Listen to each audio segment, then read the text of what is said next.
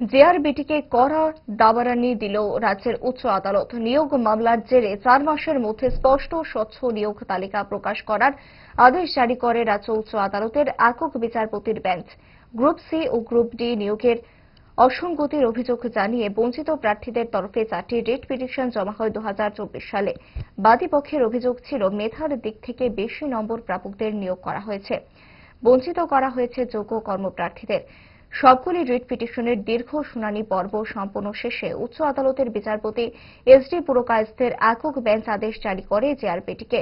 অভিযোগের পরিপ্রেক্ষিতে নিয়োগ তালিকা সহ নিয়োগ প্রাপ্তদের মেধা তালিকাও প্রকাশ করার আদেশ জারি করেছেন বিচারপতি। মামলাকারীদের তরফে আইনজীবী অরিজিৎ ভৌমিক ইন্ডিয়ান টাইমস 24 নেটওয়ার্ককে কি জানালেন দেখুন। জেআরবিটির গ্রুপ ডি আর গ্রুপ সি সিলেকশন প্রসেস নিয়ে 2024-এ 4টি পৃথক মামলা রিট পিটিশন ফাইল হয়েছিল। এই মামলাগুলোর ফাইনাল হিয়ারিং হয় 24/2/2026-এ। গতকাল রায়দান হয়, ফাইনাল রায় হয়।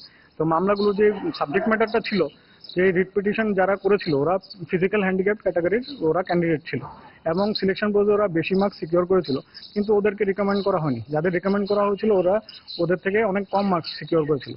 যাদের রিকমেন্ড করেছিল ওদেরকে সিলেক্ট করা হয়েছিল এসটি পিএইচ বা এসসিপিএইচ হিসাবে। গতকালকে রায়দানে অনারেবল হাইকোর্ট বলেছে যে এসটিপিএইচ বা এসসিপিএইচ যেভাবে ওরা রিকমেন্ড করছে that is completely illegal, unconstitutional. Honourable court বলেছে যে রিকমেন্ড করতে on the base of marks secured in the selection process in order of merit. এবং জেআরবিটিকে ডাইরেকশন দিয়েছে ফ্রেশ সিলেক্ট লিস্ট তৈরি করার জন্য, ফ্রেশ রিকমেন্ডেশন লিস্ট তৈরি করার জন্য এবং 4 মাসের মধ্যে এন্টার এক্সারসাইজটা কমপ্লিট করতে বলেছে।